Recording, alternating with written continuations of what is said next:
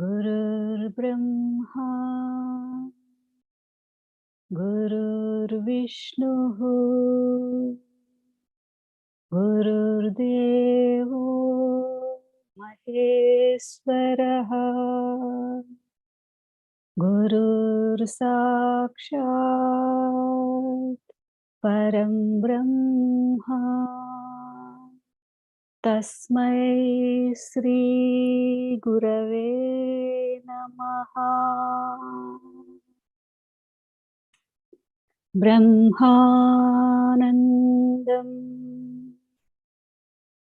परमसुखदं केवलं ज्ञानमूर्तिं द्वन्द्वातीतं गगनसदृशं तत्त्वमस्यादिलक्ष्यम् एकं नित्यं विमलमचलं सर्वधी साक्षिभूतम्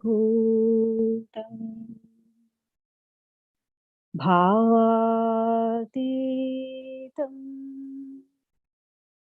त्रिगुणरहितं सद्गुरुं तं नमामि। ॐ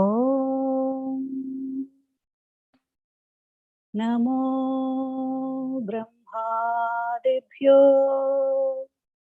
ब्रह्मविद्या सम्प्रदाय कर्तृभ्यो वंश ऋषिभ्यो महाभ्यो नमो गुरुभ्यः। सर्वोपप्लवरहित प्रज्ञानघन प्रत्यगर्थो ब्रह्मैवाहमस्मि।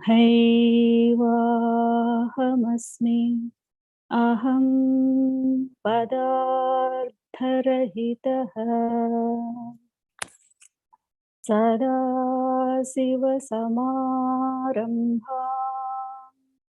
व्यासशङ्करमध्यमाम् अस्मदाचार्यपर्यन्ताम् वन्दे गुरुपरम्पराम्।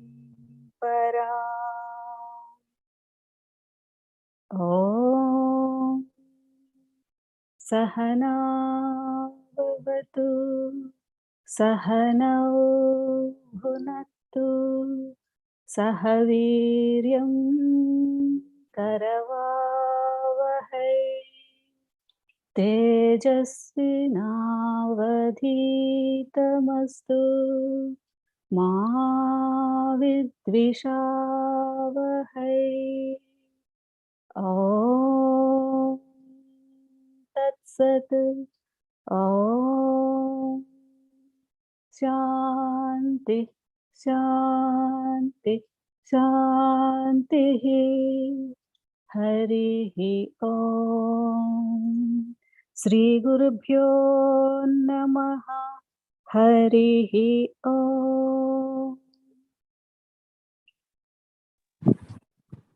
हरिः ओम् श्रीगुरुभ्यो नमः। हरिः ओम् सर्वत्र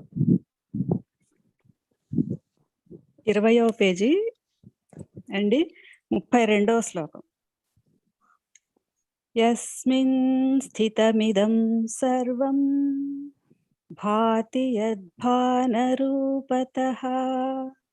ప్రియం పుత్రాది యత్ ప్రీత్యా తస్మై శ్రీ గురవే నమః. తాత్పర్యము: ఏ పరబ్రహ్మమునందు ఈ సమస్త జగత్తును ఉండి ఉన్నదో, ఏ పరబ్రహ్మము యొక్క ప్రకాశము ఉండుట చేతనే ఈ సమస్తమును ప్రకాశించుచున్నదో, ప్రేమ రూపమైన పుత్రాధికమంతయు ఏ పరబ్రహ్మము యొక్క ప్రేమ చేత కలుగుచున్నదో అటువంటి పరబ్రహ్మ రూపమైన గురువు కొరకు నమస్కారం. యద్భాన అని పడిందమ్మా ఇక్కడ. యద్భాస స్థితమిదం సర్వం భాతి. మళ్ళీ చేయమంటారు. యస్మిన్ స్థితమిదం సర్వం భాతి యద్భాస రూపతః ప్రీత్యా శ్రీ గురవే. ఇప్పటి వరకు గురుమూర్తి యొక్క లక్షణాలను తెలియజేసుకొస్తున్నారు. నిన్న గుణమని, నిర్మలమని, నిర్వికారమని, నిరాకారమని, సంకల్పమని తెలియజేశారు. ఈ 5 లక్షణాలు ఎవరిలో అయితే ఉంటాయో వాళ్లకు ప్రేమ అనేటటువంటి లక్షణం వస్తుంది. నిన్న చెప్పిన 5 లక్షణాలు లేకపోతే ఈ ప్రేమ అనే లక్షణం రాదు. అది గుర్తుపెట్టుకోవాలి. వర్షక్రమంలో ఈ ప్రేమను ఎక్కడో ముందే చెప్పేయచ్చు కదా, మనందరికీ బాగా తెలిసిన లక్షణమే కదా అనిపిస్తుంది. కానీ ప్రేమ అంటే ఇక్కడ ఒక ఉపమానం చెప్తున్నారు. ఏమిటయ్యా అంటే, ఆకాశంలో సూర్యుడు ప్రకాశిస్తున్నాడు. ఎవరి కోసం ప్రకాశిస్తున్నాడు? సర్వుల కోసం ప్రకాశిస్తున్నాడు. ఆయనకేమిటి ప్రయోజనం? ఆయనకేం ప్రయోజనం? ప్రకాశించడం ఆయన లక్షణం. అలా సూర్యుని వలె ప్రకాశించడం ఎంత సహజమో గురువు గారికి ప్రేమ అనేది అంత సహజం. ఊరికి అలా చెప్పాడు. అంటే గురువు గారు ఎవరిని ప్రేమిస్తాడంటే ఆయనకే రూపం లేదు, ఆయనకే ఆకారం లేదు, ఆయనకే సంకల్పం లేదు, ఆయనకే గుణం లేదు, గుణం లేదు, రూపం లేదు, సంకల్పం లేదు, విషయం లేదు, వికారం లేదు. ఇలా ఉన్నవాడు ప్రేమిస్తాడు. ఇలా ఉన్నవాడు చేసేటటువంటి చర్య, ప్రతి చర్య ఏవైతే ఉన్నాయో వాటికి రాస అని పేరు.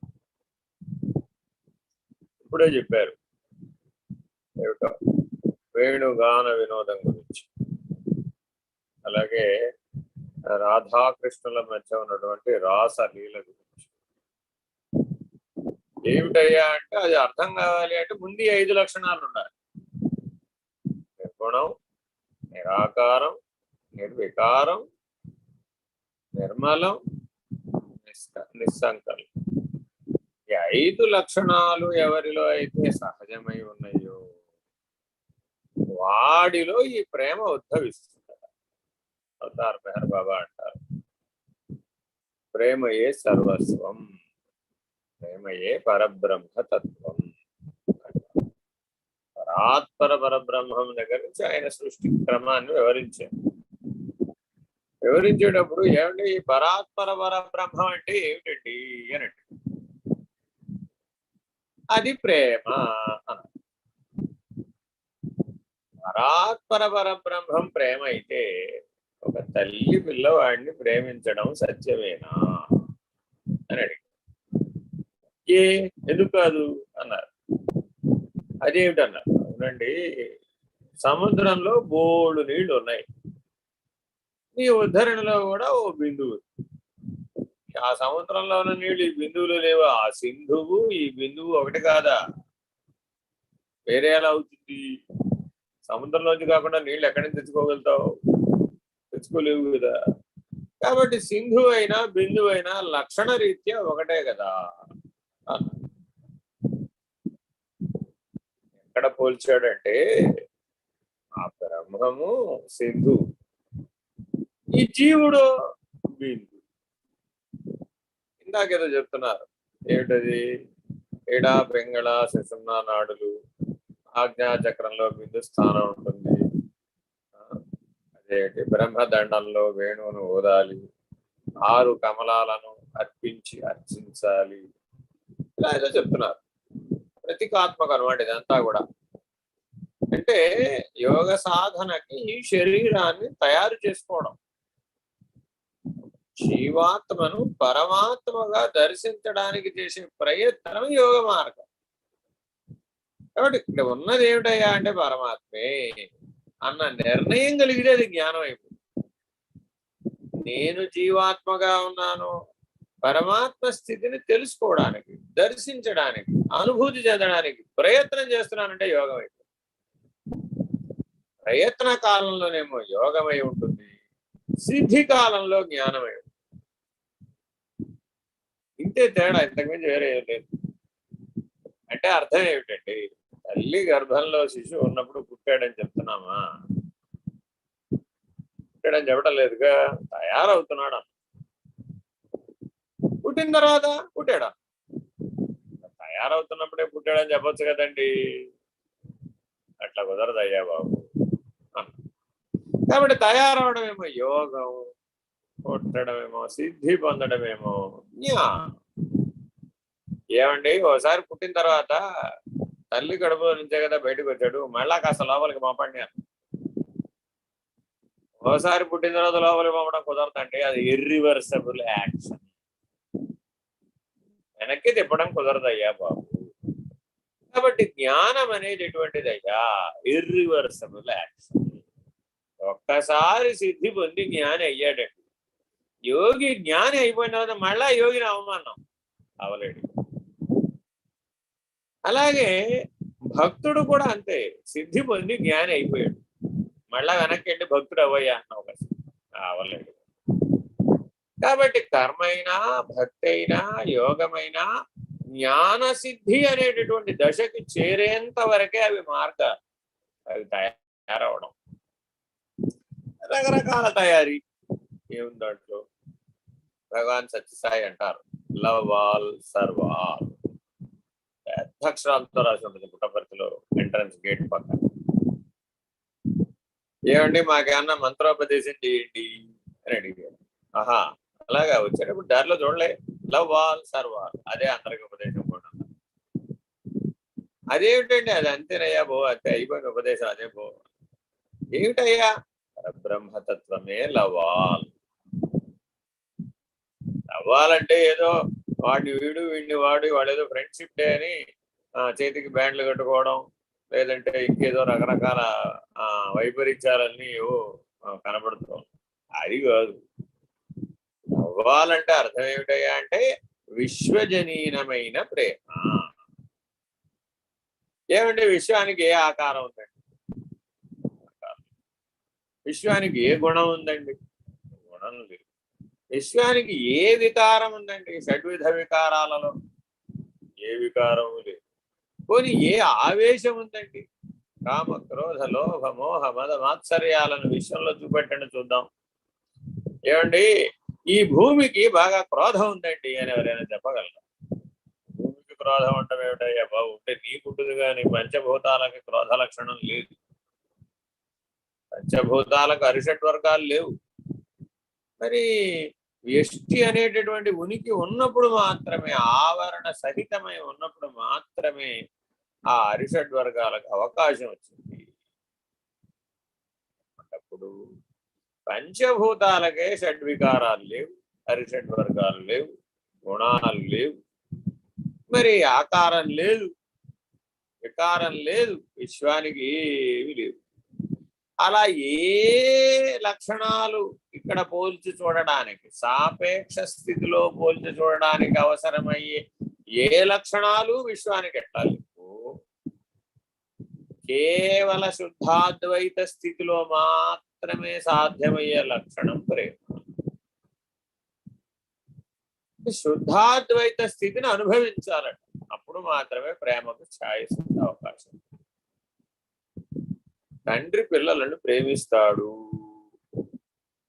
శాస్త్రం ఒప్పుకోదు. తండ్రి పిల్లల్ని ప్రేమిస్తాడంటే ఒప్పుకోదు. ఈ ప్రేమ అనే లక్షణం తండ్రికి ఆపాదించడం కుదరదు. తల్లికి అయితేనే కుదురుతాడు. ఎందుకని అంటే అందులో నుంచి వచ్చాడు రా బాబు, వాడు అద్వైత స్థితిలో నుంచే ద్వైత స్థితికి వచ్చాడు. లోపల వాడు కలిసే ఉండి విడిగా ఉన్నాడు. ఆ అద్వైత స్థితిలో నుంచి మరలా బయటపడ్డాడు. బయటపడితే మాత్రం ఏమైపోయాడు, విడిగా ఉండి కలిసి ఉన్నాడు. అంతకుముందేమో కలిసి ఉండి విడిగా ఉన్నాడు, పుట్టిన తర్వాత ఏమో విడిగా ఉండి కలిసి ఉన్నాడు. అది తల్లితో మాత్రమే విలువ. కాబట్టి తల్లి ప్రేమకే విలువ ఇచ్చింది శాస్త్రం, తండ్రి ప్రేమకు విలువ ఇవ్వలేదు. అదేమిటంటే మరి తండ్రి గారు ప్రేమించడం కుదరదా? కుదరదు. మరి ఏం చేయవచ్చు? గురువుగా బాధ్యత తీసుకోవడం కుదురుతుంది. కాబట్టి తండ్రి గారు ఏం చేయాలి అంటే గురువుగా బాధ్యత తీసుకోవాలి. కానీ తల్లి గారు ప్రేమించినట్టుగా తండ్రి గారు కూడా ప్రేమిస్తానన్నారు. పిల్లలు చెడిపోతారు. ఇవాళ చెడిపోయారు మా పిల్లలు మా మాట వింటలేదు, సరిగా ధర్మావర్తన లేదు అనే చోటల్లా కూడా తల్లి పాత్రని తండ్రి పోషించడం వల్ల వచ్చినటువంటి పెద్ద సమస్య. ఎందుకని అంటే తల్లి గారికి టైం లేదు. తల్లి గారికి టైం లేదు. ఏం చేస్తుంది పాపం, ఆవిడ బ్యాగ్ వేసుకుని పోతున్నట్టు ఓ 10 రూపాయలు సంపాదించుకొస్తుంది. ఆయన 10 రూపాయలు, ఈవిడో 10 రూపాయలు సంపాదించి ఆ డబ్బుతోటి పిల్లల్ని పెంచి పెద్దవాళ్ళని చేసి గొప్పవాళ్ళని చేయాలని ప్రయత్నం చేస్తుంది. అక్కడ ఏమైపోయిందంటే తల్లి ప్రేమ చేత పరిణామం చెందవలసినటువంటి పిల్లలు ఆ ప్రేమను అందుకోలేకపోవడం వలన వాళ్ళలో పరిణామం ఊర్ధ్వముఖంగా రావాల్సింది పోయి అధోముఖంగా వచ్చేస్తుంది. తండ్రి గురువుగా స్థానాన్ని స్వీకరించి పిల్లల్ని తీర్చిదిద్దకపోయినట్లయితే అప్పుడు కూడా పిల్లలు అధోముఖమైనటువంటి పరిణామాన్ని ఊర్ధ్వముఖమైన పరిణామాన్ని పొందారు. కాబట్టి నేటి సమాజంలో ఏ రకమైనటువంటి దుర్వర్తనమైనా కనబడుతుందంటే దానికి కారణం తల్లి తండ్రి అనేది శాస్త్రం. పిల్లల్ని దోషులుగా నిలబెట్టలేదు, తల్లి తండ్రికి అప్పచెప్పేస్తుంది. తల్లిదండ్రులు అందరూ ఏమంటున్నారు, మేమన్నా చెప్పకపోతే కదండి, నేను చెప్పిన వాళ్ళు వింటే కదండి. అందరూ ఒకటే సమస్య ఏమిటంటే మేము చెప్తున్నామంటే వాళ్ళు వింటలేదు. ఏమంటే గురు శిష్యులు ఎప్పుడవుతారు? చెప్పింది వింటే శిష్యుడు అవుతాడు, చెప్పేది వినేటట్లుగా చెబితే గురువు. ఎవరు గురువు అండి అంటే నువ్వు వినేటట్లుగా ఎవడు చెప్తాడో వాడే నీకు గురువు. నువ్వు వినేటట్లుగా వాడికి చెప్పడం రాదనుకో ఆయనకి గురు స్థానానికి పనికిరాడు. నువ్వు శిష్యుడి స్థానానికి ఎప్పుడు పనికిరావు? నీకు విననేర్పు లేకపోతే నువ్వు శిష్యుడి స్థానానికి పనికిరావు. కాబట్టి ఈ శ్లోకంలో అందుకని ఏం చెప్తున్నాడు నాయన, ఈ సృష్టిలో ప్రకాశం ప్రకాశ్యం అని రెండు కనబడుతున్నాయి. ఆ ప్రకాశ లక్షణం ఉందే అది విశ్వజనీనం, విశ్వమంతా ప్రకాశం వ్యాపించింది. ఇందాక చెప్తున్నారు ఆకాశం, ఆకాశానికి సూక్ష్మం, ఆ సూక్ష్మానికి కారణం, ఆకాశానికి అవతల, నాదానికి అవతల, బిందువుకి అవతల, కళకి అవతల, అన్నిటికీ అవతల అవతల అవతల అంటున్నారు. ఆ అవతల అంటే ఏమిటి అంటే ఆ ఆవరణను దాటాలి. ఎన్ని రకాల ఆవరణలు ఉన్నాయ్యా? ఘటం అనే ఆవరణం, మఠం అనే ఆవరణం, పటం అనే ఆవరణం, ఘట మఠ పట, చిద్ గగన, కేవల గగన, 5 గగనాలు, పంచ గగనాలు ఉన్నాయి. ఒక్క ఆకాశం కాదని మనం దాటాల్సింది 5 ఆకాశాలు దాటాలి. ఆకాశం, మఠాకాశం, పటాకాశం, చిదాకాశం, కేవల ఆకాశం. ఈ 5 గగనములు ఆవరణలే.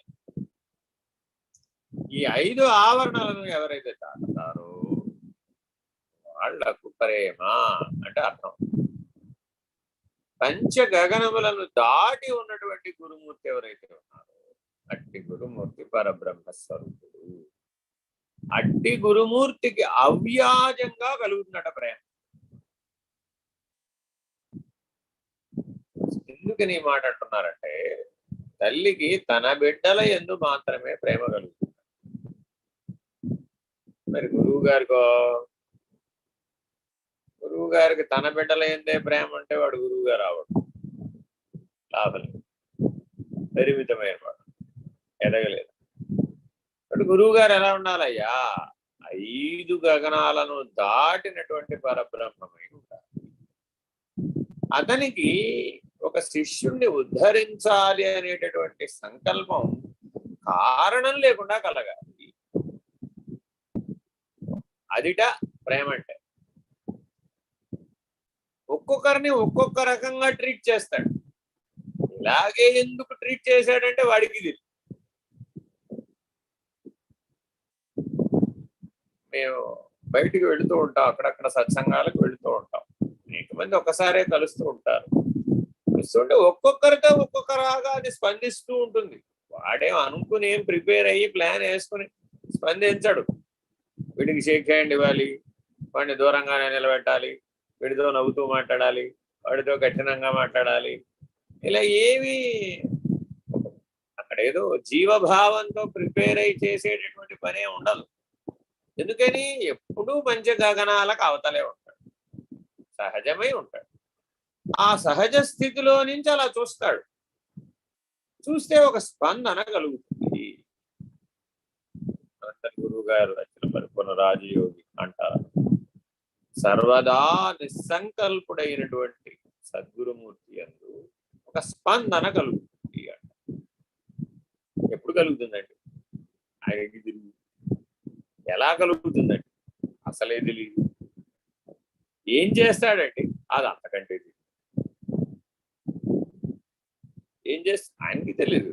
ఆయన ఏం వ్యావహారికమైన తెలివితో చేసేది కాదు కదా. ఇదేమి ఏమైనా టైం టేబుల్ వేసుకుని షెడ్యూల్ వేసుకుని ఇది అర్ధరాత్రి 11 గంటలకు నువ్వు మాట్లాడు, అప్పుడు మాట్లాడితే నేను ఏదో ఏమైనా మాట్లాడతానని చెప్పడానికి టైం టేబుల్ వేసుకోవడం కుదరదు. ఆయనకి ఎప్పుడో స్పందన వస్తుంది అంతే. వచ్చినప్పుడు ఆ స్పందన ప్రభావం ఎవరి వలన కలిగింది అతని మీద చూపెడుతుంది అన్నమాట ఆ ప్రభావం. అతను ఇతను అంటే స్త్రీ పురుషులని కాదు, గురు శిష్యులని అర్థం. కాబట్టి శిష్యుడు ఎలా ఉండాలయ్యా? సర్వదా నిస్సంకల్పుడై, కేవల ప్రకాశమై, కేవల జ్ఞానమై, కేవలాకాశానికి అవతల ఉన్నటువంటి గురువుని స్పందింపజేసేటంత, మేలు కొలిపేటంత, సర్వదా నిస్సంకల్పుడై ఉన్నటువంటి వాణ్ణి సంకల్పంలోకి తెచ్చేటంత సాధనా బలాన్ని కలిగి ఉండాలి. అదిట శిష్యుడండి. ఈ మాట ఎప్పుడు చెప్పారయ్యా అంటే, ఏదో తీర్థయాత్రలకు పట్టుకెళ్ళారు మమ్మల్ని కూడా ఒక కాలంలో. సరే వెళ్తున్నామండి అంటే వెళ్ళి రండి అన్నారు. సరే ఎక్కడికో వెళ్ళాం. సరే ఎక్కడ ఏమని చెప్పాలి, మాల్డా, కలకత్తా పక్కన ఎక్కడో మాల్డా, ఎక్కడికో వెళ్ళాం. సరే ఏదో క్రతువు జరుగుతుంది. గంగా నది పక్కన శివాలయం, స్నానం చేసాం, శివ దర్శనానికి వెళ్ళాం. వెళ్ళగానే చండీ ప్రదక్షిణం చేస్తే శివ దర్శనం కలుగుతుంది అని శాస్త్రం చెబుతుంది. ఒకసారి చేస్తే సరైనటువంటి స్థితిలో సరైన సాధువు, సరైనటువంటి జ్ఞాని లేదా సరైన యోగి ఒక్కసారి కనుక చండీ ప్రదక్షిణం చేస్తే ఏ తక్షణమే శివ దర్శనం. ఇది శాస్త్రవచనం. ఇది స్ఫురించింది. ఏమంటే ఇది సత్యమేనా? సత్యం ఎప్పుడవుతుంది? స్వానుభవం కలిగితే అవుతుంది, లేకపోతే శాస్త్రవచనం సత్యమే, దాన్ని శంకించడానికి వీలు కాదు. కానీ నీకెప్పుడు సత్యం? నీకు అనుభవం అయితే. ఇప్పుడు ఒక్క మాటలేండి, 22 సంవత్సరాల క్రితం మాట విషయం. సరే స్ఫురిస్తే చేద్దాం. ఇప్పుడు పోయిందేమో చండీ ప్రదక్షిణం చేయడానికి మనకి పెద్ద కష్టమేముంది, 10 నిమిషాలు పడుతుంది. సరే స్నానం అయింది, చండీ ప్రదక్షిణం అయింది, వెంటనే శివ దర్శనం. అయితే శాస్త్రవాక్యం సత్యం, స్వానుభవం కలిగి. సరే అయిపోయిందంతా. ఆ రోజు అర్ధరాత్రి ఈ శివ దర్శన ప్రభావం పనిచేసింది. ఎక్కడ గురుస్థానంలో ఉన్నటువంటి గురువు గారికి స్పందన స్పందన కలిగితే సరే, మరి మధ్యలో చాలా వేల కిలోమీటర్లు ఉంది, మరి ఇన్ని వేల కిలోమీటర్ల దూరం ఉన్నా చైతన్యం ఒకటే కదా, విశ్వవ్యాపక చైతన్యం ఒకటే. ఎప్పుడు మర్నాడు ఉదయం ఏదో సందర్భంలో ఒక నెపంతో ఫోన్ చేశారు, ఎలా ఉన్నారు సరే నన్ను మాట్లాడుకున్నారు. మనం ఫోన్లో మాట్లాడేది ఉంటుంది, పెద్ద ఫోన్లో మాట్లాడుకునే వాళ్ళకి చిన్న ఫోన్తో పని ఉంటుంది. కాబట్టి నేను మాట్లాడే అంశం అంటే సరే, వారు అయిపోయిందిగా, నిన్న అయిపోయింది ఆయనతో మాట్లాడే పని అంతా. నిన్న మీతో ఎప్పుడు మాట్లాడారు? చిన్న ఫోన్లో కాదులే, పెద్ద ఫోన్లో మాట్లాడుకున్నాం. చిన్న ఫోన్లో కాదులే, పెద్ద ఫోన్లో మాట్లాడుకోవాలంటే అది నీకు అర్థమయ్యే విషయం కాదు, సామాన్యులకు అర్థమయ్యే విషయం కాదు. అంటే మామూలుగా ఫోన్లో యంత్రంతో మాట్లాడుకునే పద్ధతులు పనికిరావు. మరి ఏం చేయాలండి అంటే సదా చైతన్య స్థితిలో ఉండాలి, సదా విశ్వజనీనమైన స్థితిలో ఉండాలి, సదా విశ్వవ్యాపకమైన స్థితిలో ఉండాలి, సదా అమనస్క స్థితిలో ఉండాలి. తారకంలోకి దిగి రాకూడదు. మళ్ళా ఒకసారి జ్ఞానం అయిపోయిన తర్వాత అమనస్కం వచ్చేసిందిగా, కాబట్టి సదా నిరంతరాయంగా అమనస్కంగా. ఇప్పుడు దర్శనాలన్నీ ఎక్కడ జరుగుతాయంటే అమనస్క స్థితిలోనే జరుగుతాయి. అవి సహజమైన దర్శనాలు. అంటే ఏ సాధన చేశారండి? ఏ సాధన నీకెందుకు వీసానికి పనికిరాదు వినుమాయ్యా, అక్కడ పనికొస్తుంది. మనస్క స్థితిలో ఉన్న వాళ్ళకి పనికొస్తుంది. ఇప్పుడు సాంఖ్య విచారణ తెలుసుకునే వాళ్ళకు కూడా అదే సూత్రం చెప్పేవాడు. అప్పుడేమైపోయింది చాలదనమాట, ఆ బలం చాలదనమాట. ఎందుకని ఇంకా 20 ఎకాలు నేర్చుకుంటున్నాడు అనమాట. ఎకాలు నేర్చుకునే వాడికి మ్యాథమెటిక్స్ లో పిహెచ్డి ఇచ్చేస్తామా? ఎలా ఇస్తాం? అది అయ్యే పని కాదు. సాంఖ్య విచారణ అంతా 20 ఎకాలు నేర్చుకోవడం. అయితే అందరూ నేర్చుకోవాలవుతా, తప్పక నేర్చుకోవాలి. సాంఖ్య తారక మనస్క విధి అనేటటువంటిది ఎవరికైతే కరతలామలకంగా జీర్ణం అయిపోతుందో వాళ్ళకి శాస్త్రాలు కొట్టిన పిండి అనమాట. ఏ శాస్త్రం చదివిన వాడికి అర్థమైపోతుంది, ఏ సాధనా మార్గమైనా అర్థమైపోతుంది, ఏ సంస్కారాన్నైనా సరే విడిపించుకోగలుగుతాడు, దేన్నైనా సాధనగా మార్చుకోగలుగుతాడు. ఇది ఏదేం లేదు వాడు. సకల ఆఖరికి మరణం కూడా వాడికి సాధనే. అసలు మరణం అనేది లేదు వాడికి. అమనస్క స్థితిలో ఉన్నవాడికి మరణంతో పని. ఇలాగా జనన మరణాలు అనేటటువంటి అగడ్తలను దాటేస్తారు కేవల జ్ఞానం యొక్క ప్రభావం. ఆ కేవలాకాశాన్ని దాటి ఉన్నటువంటి పరబ్రహ్మం ఏదైతే ఉన్నదో అట్టి పరబ్రహ్మము ప్రేమస్వరూపం. సాధారణంగా అందరూ బృందావనానికి వెళ్ళి శ్రీకృష్ణ దర్శనం చేస్తారు, రాధా దర్శనం కూడా చేస్తారు. దానికి ఒక సంప్రదాయం. ఎలాంటి సంప్రదాయం అంటే, ఎవరైనా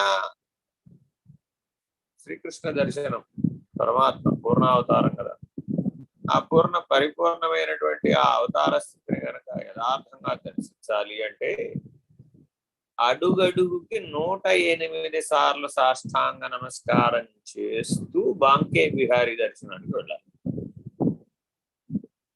ఎలా తెలుస్తుందండి? ఒకసారి లేచి నిలబడతాడు, మళ్ళా పడుకుంటాడు, సాష్టాంగం చేస్తాడు, 108 రాళ్ళు కాళ్ళ దగ్గర పెట్టుకుంటాడు, చిన్న చిన్న గులకరాళ్ళు. ఈ మళ్ళా తల దగ్గర ఒక చిన్న గుడ్డ పెట్టుకుంటాడు. ఈ 108 రాళ్ళు తల దగ్గర వచ్చేదాకా 108 సార్లు సాష్టాంగం చేస్తారు. ఇప్పుడు మళ్ళా ఆ కాళ్ళ దగ్గర ఉన్న గుడ్డ తీసుకుని అవతల మళ్ళా సాష్టాంగం చేస్తే ఎంత దూరం వస్తుందో అక్కడ పెడతాడు.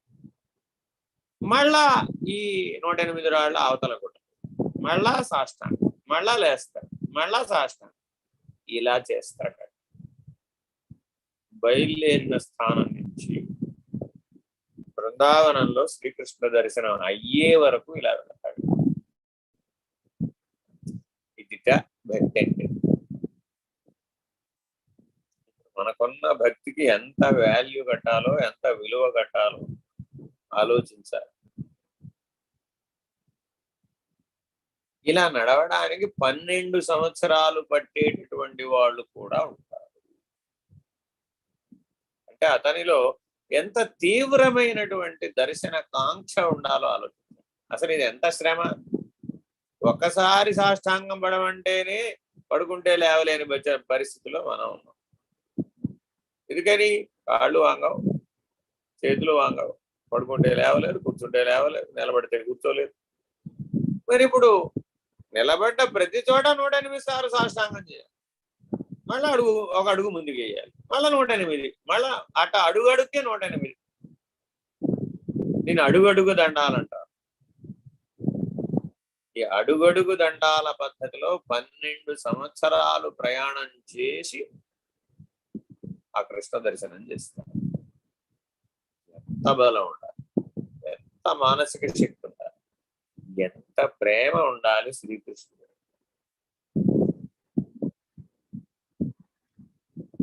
అందరూ తల్లిని అడుగుతారు, అమ్మా మీ పిల్లల్ని పెంచడం కష్టపడి బాగా పెంచావు కదా, పిల్లలందరూ నీ మాట వింటున్నారా, బాగా చిన్నప్పుడు నిన్ను ఇబ్బంది పెట్టారా అని తల్లిని అడిగారు అనుకోండి. తల్లి, నేనేం కష్టపడి పెంచలేదండి, ప్రేమతోనే పెంచాను. ఏ తల్లి కూడా నేను కష్టపడి పెంచానని చెప్పదు, నేను ప్రేమతోనే పెంచాను. ఆవిడ విస్తరాకులు కుట్టి చదివించవచ్చు, అప్పడాలు వచ్చి చదివించవచ్చు, 10 ఇళ్లలో పని చేసి చదివించవచ్చు, లేదు హాయిగా సుఖభోగాలలో ఉండి చదివించవచ్చు. ఎలా చదివించినా, పిల్లల్ని ఎలా పైకి తీసుకొచ్చినా, తల్లి ఎప్పుడు పిల్లల్ని పెంచే పద్ధతి ప్రేమతోనే పెంచుతుంది. వేరే లక్షణంతో పెంచే అవకాశం లేదు. అందువల్లనే మాతృమూర్తి సదా వందనీయురా. సదా అంటే సన్యాసం పుచ్చుకున్నా సరే తల్లికి నమస్కారం చేయాల్సి, నాకెవరూ లేరు అంటానికి వీలు కాదు. కాబట్టి గురు సాక్షాత్ పరబ్రహ్మ అంటున్నామంటే ఏమిటయ్యా అంటే, ఆ పరబ్రహ్మ తత్వం పంచ గగనాలకు అవతలు. బ్రహ్మానుసంధానం, మన వాళ్ళు చాలా మంది బ్రహ్మానుసంధానం చేస్తూ మహావాక్య నిర్ణయ స్థితిలో జీవించడానికి ప్రయత్నం చేసే వాళ్ళందరికీ పరము తెలియాలి అంటే ఈ పంచ గగన పద్ధతి తెలిసిన వాళ్ళు. పంచ గగనాలను దాటడమే పరమ నిర్ణయం అవ్వడం. అంటే ఎవరికైతే అయమాత్మ బ్రహ్మం అనేటటువంటి నిర్ణయ జ్ఞానం కనిపిస్తూ వాళ్ళు చేయవలసిన పని పంచ గగన పద్ధతిని తెలుసుకుని ఆ పంచ గగనాలను దాటి పరమనే నిర్ణయాన్ని పొందాలి. అంత చిట్ట చివరి మాటలను గురుగీత ఇక్కడ సూక్ష్మంగా సూత్ర రూపంలో అందిస్తున్నారు. అలా ఎవరైతే పరబ్రహ్మతత్వాన్ని దర్శించారు పంచగగనాల కవతల, అక్కడ సద్గురుమూర్తి యొక్క దర్శనం కలుగుతుంది. వాళ్ళు చెప్పారు సాక్షాత్ పరబ్రహ్మ. మరి ఆ వాళ్ళు చెప్పినటువంటి వాక్యం స్థిరంగా నిలిచిపోయింది. అందుకనే గురుగీతలో మొదట్లోనే వస్తుంది, గురు బ్రహ్మ గురు విష్ణు గురుదేవో మహేశ్వర సాక్షాత్ పరం బ్రహ్మ తస్మై శ్రీ గురవే నమః. శ్రీ గురుమూర్తి వాస్తవానికి మొట్టమొదటి ఉపదేశ దీక్ష ఇచ్చేవాడు, మానవీ దీక్ష ఇచ్చే వాళ్ళను శ్రీ గురువు అంటారు. కాలాన్ని దాటించేటటువంటి వాడు, పరమును సూచించేటటువంటి వాడు విశ్వ సద్గురు. ఆయన ఆఖరి గురువు. మొదటివాడు శ్రీ గురువు అయితే చిట్ట చివరి వాడు విశ్వ సద్గురు. మరి ఆయనకి వర్తిస్తుంది ఆ శ్లోకం, ఈయనకి వర్తిస్తుంది ఆ మంత్రం. అది శ్లోకమా మంత్రమా అంటే నువ్వు అనుసంధానం చేసే దాన్ని బట్టి శ్లోకమే మంత్రం అవుతుంది. జాగరూకులై ఈ గురుగీతలో ఉన్నటువంటి సూత్రాలను, ఈ సూక్తాలు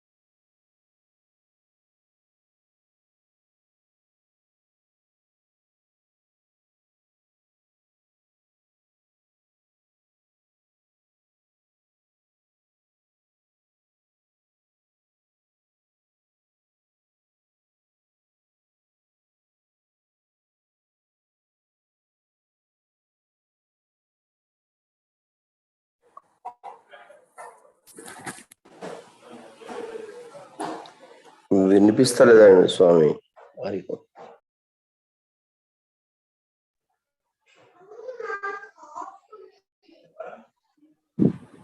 జాగరూకులై ఈ గురుగీత బోధించేటటువంటి మంత్రాలను తప్పక అందరూ అనుసంధానం చేయాలి. కైవల్యాశ్రమ చలాచల బోధోపదేశ మందిరంలో అందరూ తప్పక నేర్చుకోవలసినవి 4 అంశాలు. 1 ఆత్మ, 2 తత్వబోధ, 3 అచల బోధ. ఈ మూడింటికి ప్రాథమిక అభ్యాసం గురుగీత. అంటే ఆత్మబోధ నిలబడాలన్నా, తత్వబోధ నిలబడాలన్నా, అచల బోధ నిలబడాలన్నా తప్పక అందరికీ అవగాహన కావలసినది, రోజు అనుష్ఠానంలో ఉండవలసినది గురుగీత. కాబట్టి గురుగీత అందరూ అధ్యయనం చేయాలి, రోజు పారాయణ చేసుకోవాలి, దాని భావాన్ని నిలుపుకోవాలి, దాని అంతరార్థాన్ని బాగా తెలుసుకోవాలి, జీర్ణం తీసుకోవాలి. గురుగీత అధ్యయనం తప్పనిసరి, భగవద్గీత అధ్యయనం అంతకంటే తప్పనిసరి. అందుకని మనం రోజువారీ పారాయణలలో, సామూహిక పారాయణలలో కూడా మనం భగవద్గీతని, గురుగీతని తప్పక పారాయణ చేస్తూ ఉంటాం. వాటి భావాన్ని బాగా అందిపుచ్చుకోవాలి. వీటి ద్వారా మనం ఆత్మబోధ, తత్వబోధ, అచల బోధని మనం అందుకునే ప్రయత్నం చేయవచ్చు. తర్వాత శ్లోకం చదవాలి. ఏన చేతయతా హీదం చిత్తం చేతయతే నరః జాగ్రత్ స్వప్న సుషుప్త్యాది తస్మై శ్రీ గురవే నమః. తాత్పర్యము: ఈ చిత్తము చలనాది వ్యాపారము కలిగి చేతనము గల దానినిగా చేయుచున్న ఏ పరమాత్మచే జనుడు జాగ్రత్ స్వప్న సుషుప్త్యాది సమస్త ప్రపంచమును గూర్చి చలనాది వ్యాపారము గలవాడుగా చేయబడుచున్నాడో అట్టి పరమాత్మ స్వరూపుడైన సద్గురువు కొరకు నమస్కారము. సమస్తము పరబ్రహ్మముచే శక్తివంతమగుచున్నది, జ్ఞానాత్మకమగుచున్నది అని తెలియవలయను. సరేనండి, మీరంతా ఏదో పెద్ద పెద్ద మాటలు చెప్తున్నారు. ఏకంగా విశ్వానికి అవతల, బ్రహ్మాండానికి అవతల, పంచభూతాలకు అవతల అని తత్వరహస్యాలను బోధించే ప్రయత్నం చేస్తున్నారు. కానీ మరి మేము ఎక్కడున్నామయ్యా అంటే చిత్తవృత్తుల దగ్గరే ఉన్నాం. ఇంకా మేము ఈ చిత్తవృత్తులను దాటితే కదా మీరు చెప్పే తత్వరహస్యాలన్నీ మేము తెలుసుకోగలిగేది. ఈ చిత్తవృత్తులు దాటకపోతే మాకు ఆ తత్వరహస్యాలు ఎప్పటికైనా అనుభవానికి వస్తాయా అంటే అసలు నీకు చిత్తవృత్తులు ఏ శక్తి వలన కలుగుతున్నాయి అని ప్రశ్నిస్తాం.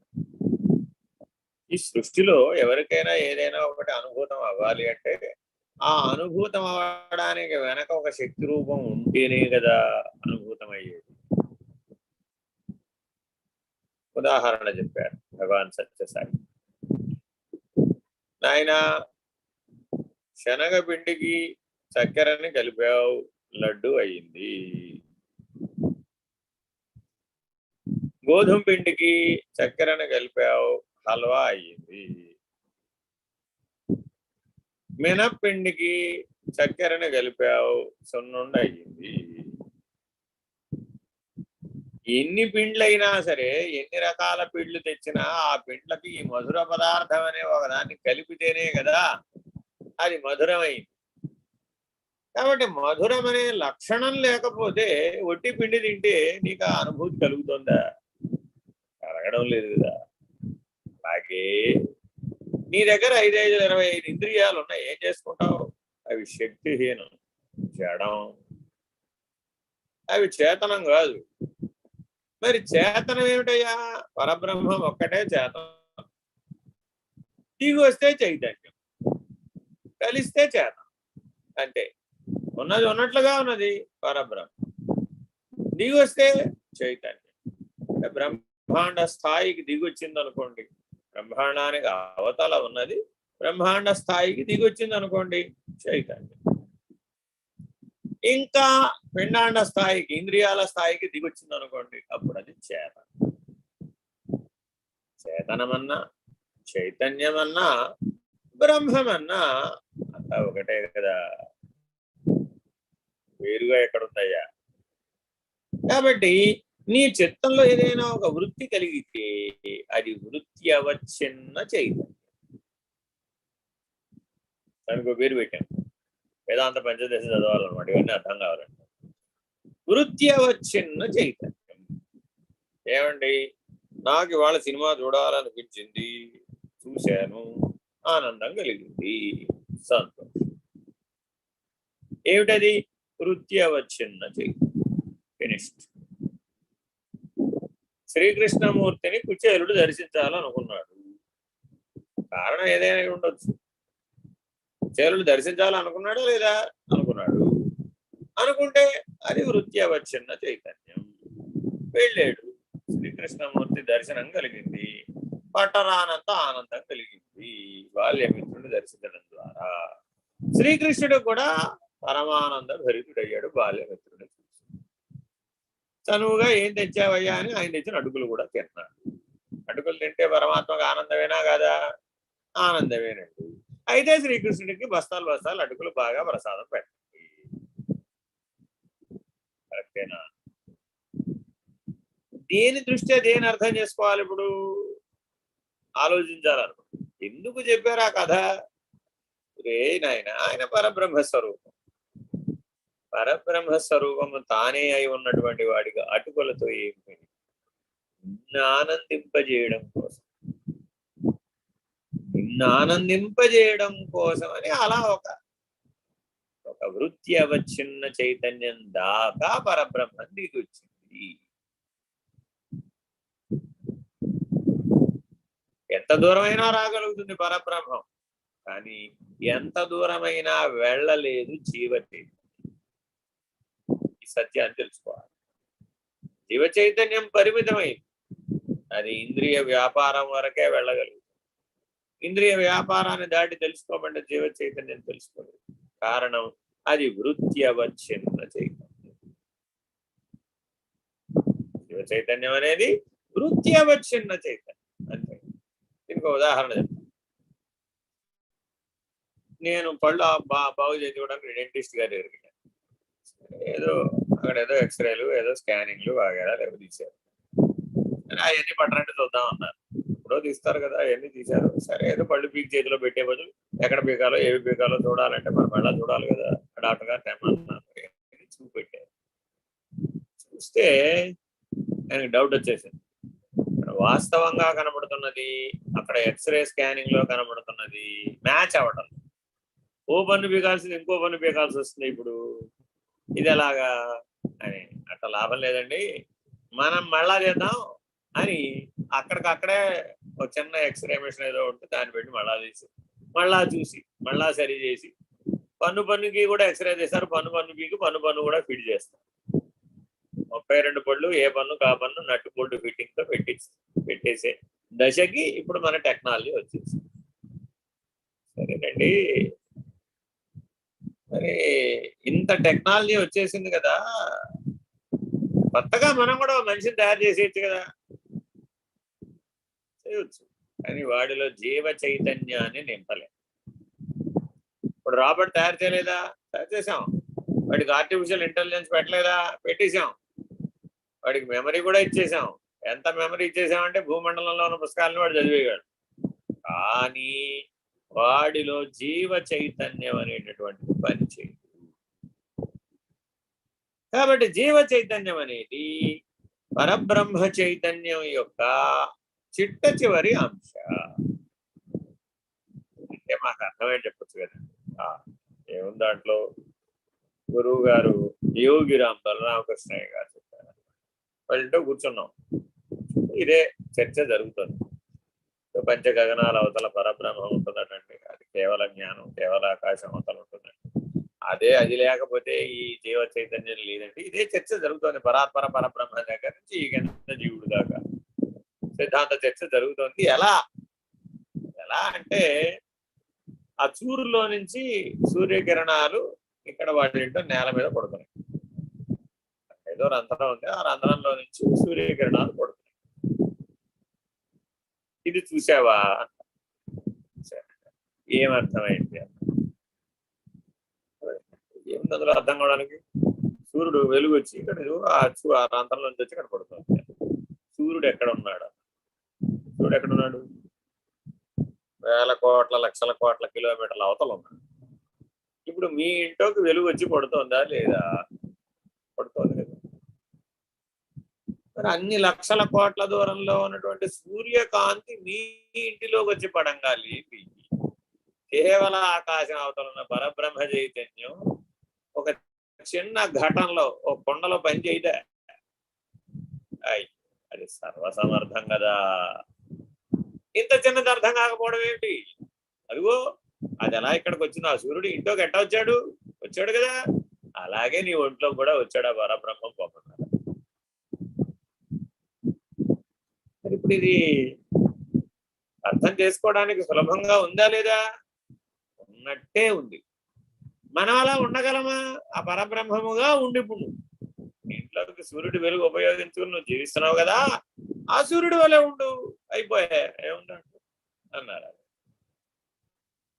సూర్యుడి వలె ఉండడం అనే లక్షణాన్ని పట్టుకోవాలి. Very very important. సూర్యుడి వలె ఉండడం అనే అన్న అంశం మాటగా చెప్తే ఎంతసేపు పట్టింది? రెప్పపాటే. కానీ సూర్యుడి వలె ఉండడానికి 24 సంవత్సరాలు పట్టింది. ఈ అంశం నాకు మీకు వివరించడానికి నేను ఇంతకుముందు వివరించలేదు. 24 సంవత్సరాల సమయం తీసుకున్నాను ఇప్పుడు. ఎందుకంటే ఇప్పటికి వచ్చింది సూర్యుడు వలె ఉండడం. ఇంతకుముందు రాలా. ఇంతకుముందు అంతా కూడా ఏమిటేమిటోగా ఉండేది.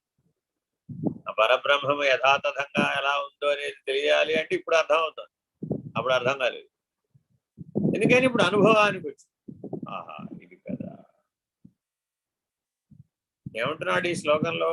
ఆ పరబ్రహ్మమే చిత్తవృత్తి రూపంలో కూడా ఉందిరా నాయన. కానీ మరి మనం యోగ మార్గంలో ఏమంటున్నాం?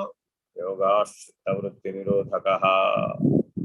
చిత్తవృత్తులన్నింటినీ నిరోధించాలి అంటున్నాం కదా. మరి చిత్తవృత్తి పరబ్రహ్మమే అయితే నిరోధించడం అంటే ఏమంటున్నారు? స్థూల రూపంలో అంటలేదు, మూల వస్తు తత్వంలో. మూల వస్తువు, మూల కారణం ఇవ్వడు, అనాది మధ్యలో ఇవిడెవడు. ఆ మొత్తం అంతా పరబ్రహ్మమే. మూల కారణ స్థితి, మూలా ప్రకృతికి అవతల. ఆ మూలా ప్రకృతికి అవతల ఉన్న వస్తువు ఏక వస్తువే, సద్వస్తువే.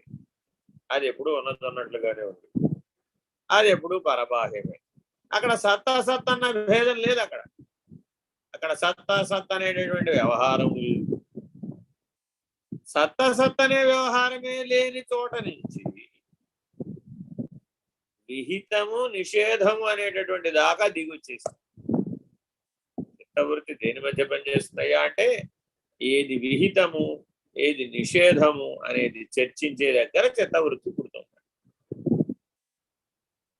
ఏమంటే ఇది నాకు హితమైనదా అహితమైనదా, ఇది ఉపయుక్తమా ఉపయుక్తం కాదా, ఇది సత్తా అది అసత్తా అనే విచారణ చేసే దగ్గర చిత్తవృత్తి పుడుతుంది. సరేనండి, ఎన్ని రకాలుగా మొక్కలైందంటారు ఇంతకి? వృత్యవచ్ఛిన్న చైతన్యము. తర్వాత నేననేటటువంటి జీవ చైతన్యము. 84 లక్షల జీవరాశులందంతటా ఉన్నటువంటి ఒకే జీవము ఆత్మ. ఒకే జీవం ఆత్మ. అది ఆత్మ చైతన్యం. అది కూడా చైతన్యమే. నేను వేరే అనేటటువంటి వాడేమో జీవ చైతన్యం అయితే 84 లక్షల జీవరాశులందంతటా వ్యాపించి ఉన్న ఒకే ఒక చైతన్యం నేనే అనేది ఆత్మ చైతన్యం. సరే, అందుకని ప్రజ్ఞానం బ్రహ్మకి సూత్రం ఏం చెప్తారు? మనుష్యాశ్వగవాదిషు అంటాడు. అంటే అది మనిషి అయినా, గుర్రమైనా, గోవైనా, దోమైనా, చేమైనా, హస్తి మశకాంతరమైన, ఏనుగైనా, దోమైనా, ఆఖరికి పిపీలిక అని బ్రహ్మ పర్యంతము. చెడచివరి పెట్టు బ్రహ్మం. ఈ పిపీలిక దగ్గర ఆ బ్రహ్మము దాకా వ్యాపించి ఉన్న సమస్తము చైతన్యమే. సమస్తము ప్రజ్ఞాస్వరూపమే అని ఎవడికైతే దర్శనం కలిగిందో వాడికి ప్రజ్ఞానం బ్రహ్మ నిర్ణయం అయినట్టు. దర్శన మాత్రం చేత మాత్రమే నిర్ణయం అయ్యేది ప్రజ్ఞానం బ్రహ్మ. అంటే ఇప్పుడు ఎక్కడ దాకా వెళ్ళాలి? చిన్న చైతన్యం జీవ చైతన్యం అవ్వాలి, జీవ చైతన్యం ఆత్మ చైతన్యం అవ్వాలి, ఆత్మ చైతన్యం బ్రహ్మ చైతన్యం. ఏమంటే మాటి మాటికి చైతన్యం చైతన్యం అంటారంటే ఆ చైతన్యం అంటే ప్రకాశం అయ్యామా. అందుకని సాంఖ్య విచారణలో ఏం చేస్తారు? ఆత్మ ప్రకాశం, ప్రజ్ఞా ప్రకాశం, బ్రహ్మ ప్రకాశం అని ప్రకాశం ప్రకాశం ప్రకాశం అంటున్నారు. ఎందుకని ఆ ప్రత్యేగాత్మ స్థానంలో నుంచి ఆత్మ ప్రకాశం మనసుగా ఆభాసగా ప్రతిబింబించింది. ప్రకాశం లేకపోతే ప్రతిబింబం ఎక్కడ చూస్తుంది? రాదు. కాబట్టి ఆ ప్రతిబింబం మిగిలిన 23 ప్రతిబింబాల్లోకి ప్రతిబింబించింది. ఒకే ప్రజ్ఞా ప్రకాశం, ఒకే ప్రత్యేగాత్మ ప్రకాశం, ఒకే ఆత్మ ప్రకాశం మిగిలిన 24 ప్రతిబింబించింది. మిగిలిన 24 ప్రతిబింబాలే. బింబం ప్రత్యేగాత్మ ఒక్కటే, ప్రజ్ఞ ఒక్కటే, చైతన్యం ఒక్కటే. సరే, నీకు రోజు మొత్తం మీద కొన్ని వేల లక్షల ఆలోచనలు వచ్చినాయి కదా. ఎన్ని ఆలోచనలు వస్తే అన్ని మనసులు ఉన్నాయని చెబుదామా అన్నావు అనుకోండి. నీకు ఎన్ని మనసులు ఉన్నాయి బాబు? నాకు 1,00,000 ఆలోచనలు ఇవాళ వచ్చినాయి కాబట్టి నాకు 1,00,000 మనసులు ఉన్నాయండి అని చెప్తారు ఎవరైనా? అవకాశం లేదు కదా. ఉన్న మనసు ఒకటే. ఎందుకనిట? ఇంద్రియాణం మనశ్చాస్మి అన్నాడు పరమాత్మ. ఆ పరమాత్మ ఏక వస్తువు, సద్వస్తువు. అది ఎప్పుడు ఏకంగానే ఉంటుంది. నీకు 1,00,000 ఆలోచనలు వచ్చినా, 1,00,00,000 ఆలోచనలు వచ్చినా మనసు ఎప్పుడు ఒకటే. ఆ మనసు పరమాత్మ. ఇప్పుడు ఎవరితో పోరాడుతున్నాం ఇంతకి మనం? నా పోరాటం అంతా మనసుతో. నేను ఆ మనసు ఒక్కడి లేకపోతే నేను ఎప్పుడో ముక్తి పొందేస్తాను. ఎవరు చెప్పారయ్యా? ఆ మనసే లేకపోతే అసలు ఆలోచన ఎలా చేస్తావు? బంధం ఎట్లా తెలిసింది? ముక్తి ఎట్లా తెలిసింది? ఆ బంధముక్తులు తెలిసేదే ఆ మనస్సు వలన. కాబట్టి మనసుతో పోరాడితే లాభం లేదు. నేను మనసును గెలుస్తానండి, పోరాడతానండి, అబ్బే అయ్యే పనికి. మరి ఏం చేయాలి? పరమహంస అంటారు అన్నమాట, విషయరసంతో నిండినటువంటి ఇంద్రియాలను దైవరసంతో పూరించు, దైవీ చైతన్యంతో పూరించు. అదే చిత్తాన్ని వృత్తి ఎందుకు కలుగుతోంది? విషయ చైతన్యం వలన కలుగుతుంది. దాన్ని దైవీ చైతన్యంతో పూరించు. అప్పుడేమైపోయింది? అప్పుడు దానికి ఉన్న లక్షణం మారిపోయింది. అది తన మూలమైనటువంటి పరమాత్మను తెలుసుకునేటటువంటి దిశలో పడిపోతుంది. ఆ అభ్యాసంలో పడిపోతుంది. అలా అభ్యాసాన్ని మార్చవయ్యా. చిన్న పిల్లవాడిని తల్లి ఎట్లా అయితే ఆటలలో నుంచి పుస్తకాలలోకి మార్చేసిందో అలా నీ మనసును జగద్భావంలో నుంచి పరమాత్మ భావంలోకి మార్చు. ఎందుకు మార్చాలండి? మత్తపరతరం నాణ్య కించిదస్తి ధనుంజయ మై సర్వమిదం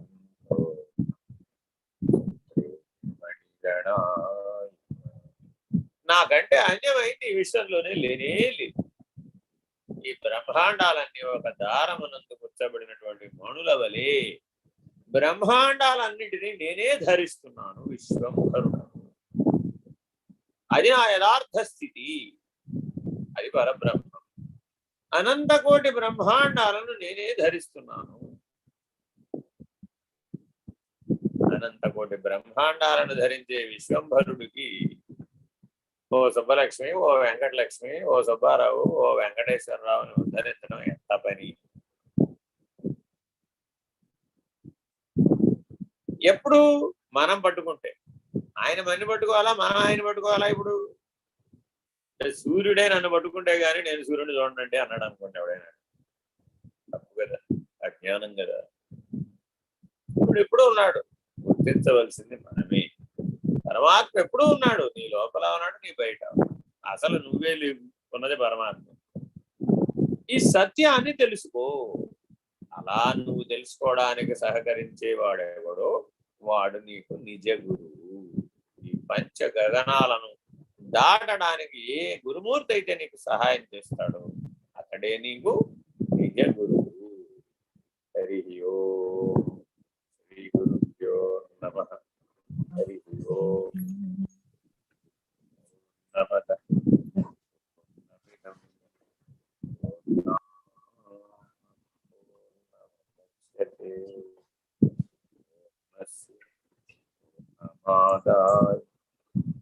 నమః.